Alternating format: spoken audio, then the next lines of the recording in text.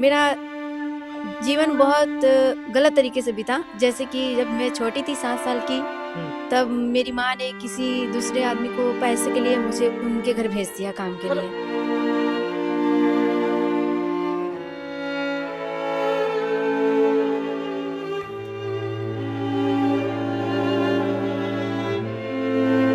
नहीं, मैं नहीं जानती माँ का। आप चाहेंगे कभी उनसे? नहीं चाहेंगे मिलना।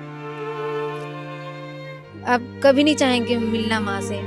जब छोटी थे तब उस माँ को मेरा कोई ध्यान नहीं, तो अब क्यों नहीं चाहेंगे मिलना।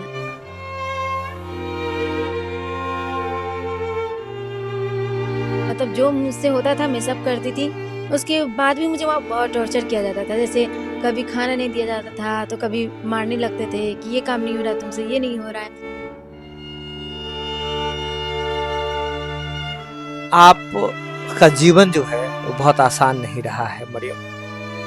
रेनबो होम में कब आए थे, कैसे आए? छोटी सी है और कितनी बेबाकी से अपनी बात कह रही है कि जो हो गया उसे भूलने में ही भलाई है, क्योंकि आप पीछे जाकर नहीं बदल सकते हैं।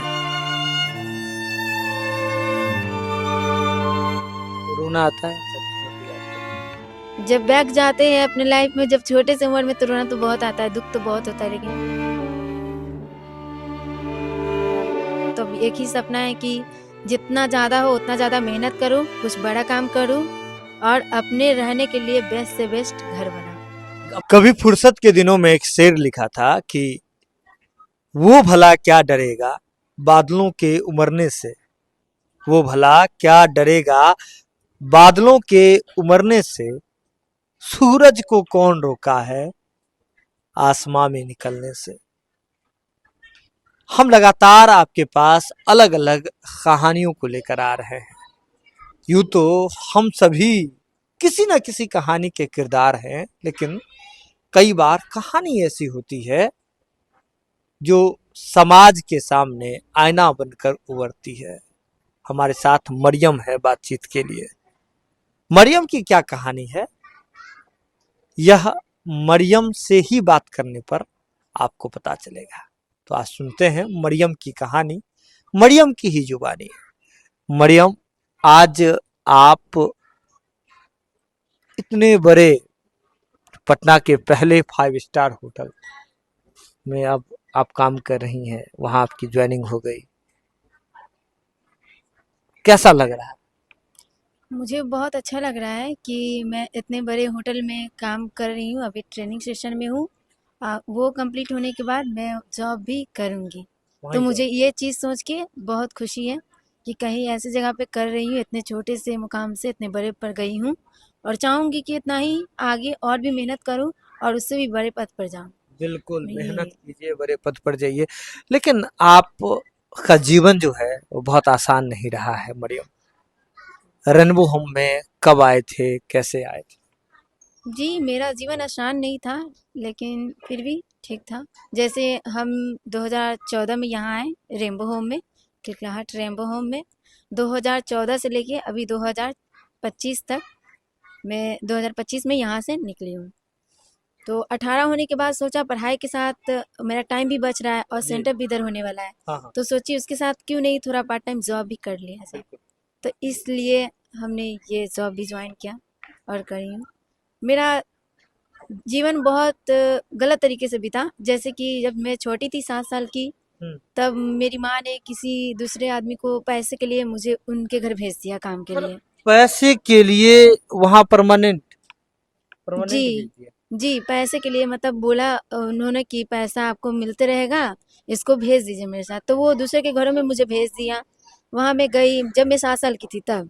मतलब मैं बेच दिया, अगर ये कहना जी, है ऐसा तो ये, जी। अगर ये कह दें कि बेच दिया तो इसमें कोई दिक्कत?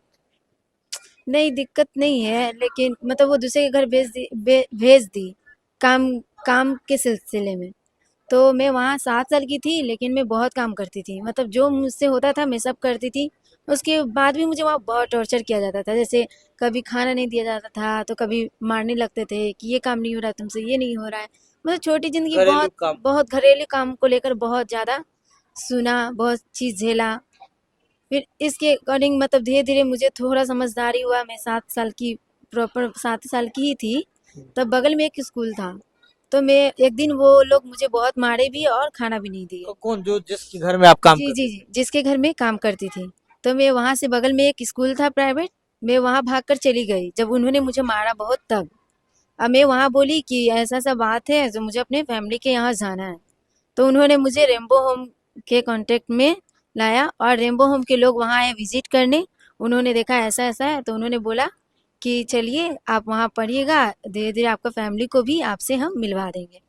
उनकी वजह से ही आज मैं इतने तक पढ़ पाई हूँ और इतना आगे बढ़ रही हूँ और मेरी फैमिली भी मिल गई है। फैमिली भी मिल गई जी। थी।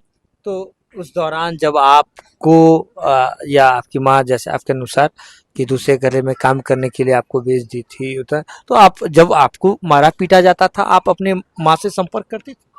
नहीं, मेरी माँ से बात कराया ही नहीं जाता था। शुरुआत में 2-3 दिन बात हुई, उसके बाद वो लोग मेरे माँ का नंबर ब्लॉक कर दिए।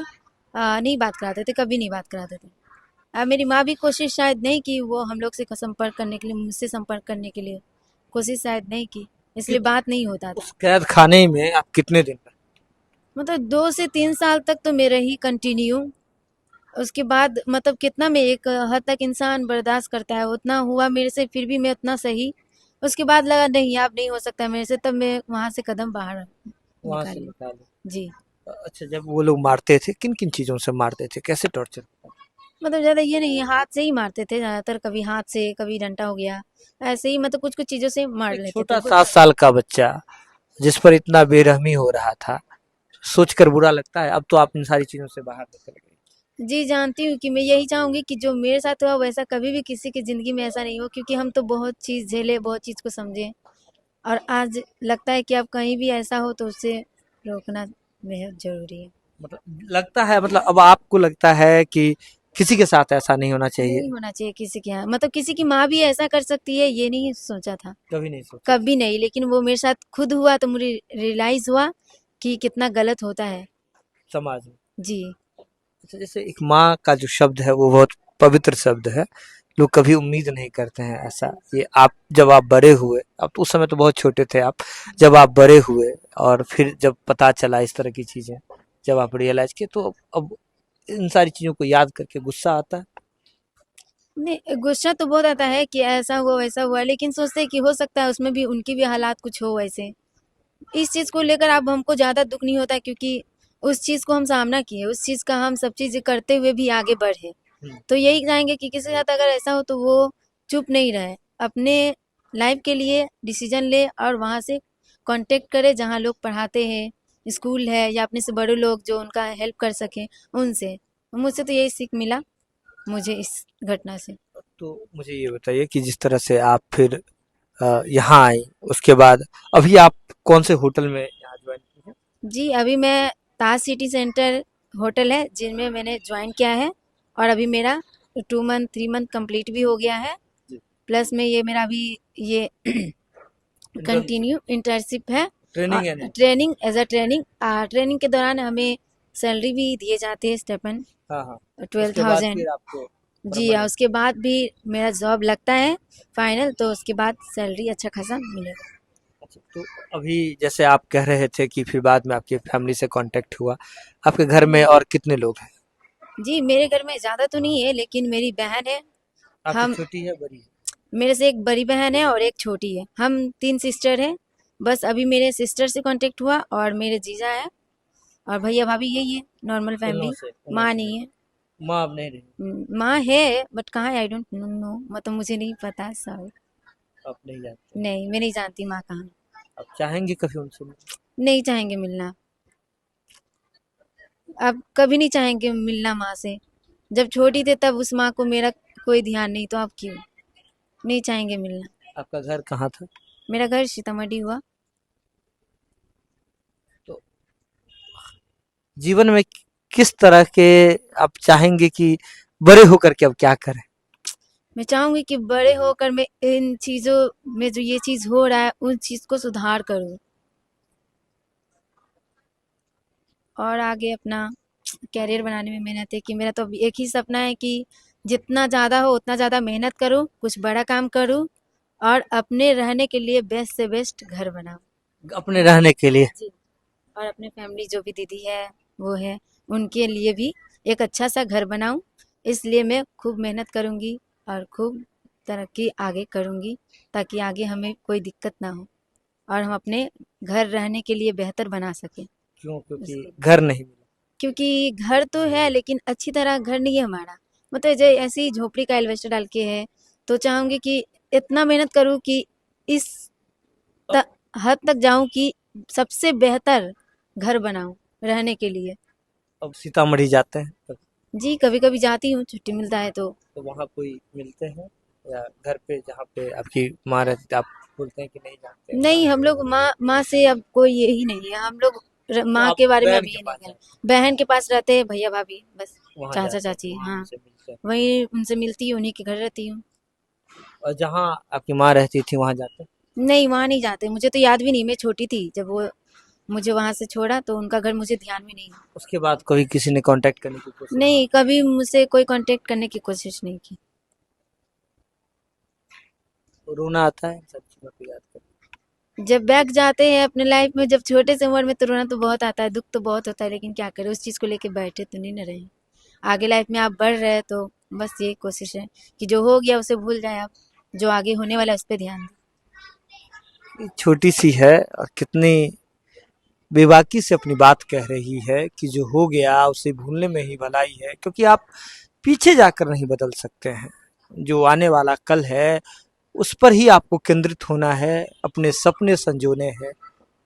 लेकिन बड़ी बात यह है कि समाज का एक ऐसा भी रूप होता है जहाँ माँ जैसे पवित्र शब्द एक बच्ची को, जो 7 साल की बच्ची है, उसे किसी के यहाँ काम के लिए बेच देती है। अपनी एक कहा जाता है कि कलेजा है, कलेजा का टुकड़ा है बच्चा, ममता है, उन तमाम चीज़ों को दरकिनार धत्ता बताते हुए एक माँ अपनी बेटी को बेच देती है। उसका शोषण किया जाता है, टॉर्चर किया जाता है, बाल मजदूरी करवाई जाती है। और आज बेटी, इसकी हिम्मत को सलाम है, मरियम की हिम्मत को सलाम है, जिसने, क्या कहूँ, शब्द कम पड़ जाते हैं कभी कभी कि जब आपके सामने ऐसी कहानियाँ आती हैं और जब आप ऐसी चीज़ों को कवर करते हैं तो कभी कभी गला फंसने लगता है, शब्द नहीं निकलते हैं कि समाज का ऐसा भी रूप हो सकता है। लेकिन सलाम है मरियम आपको कि आप इन तमाम चीज़ों से निकल करके आगे बढ़ रही हैं और एक सपना संजो रही हैं कि एक दिन घर बनाना है। घर, वो घर नहीं जिसमें सिर्फ दीवारें होती है, वो घर नहीं जिसमें सिर्फ छत होता है, वो घर जिसमें खुशियाँ होती है, वो घर जिसमें एक दूसरे का ख्याल होता है, वो घर जिसमें मानवता होती है, जहाँ लोग खिलखिलाते हैं, हंसते हैं, मुस्कुराते हैं। खबर आप लाइव सिटीज पर देख रहे हैं और देख लिया तो जरूरत है इसे शेयर करने की और समाज के इस रूप को भी लोगों तक साझा करने की। बहुत बहुत धन्यवाद।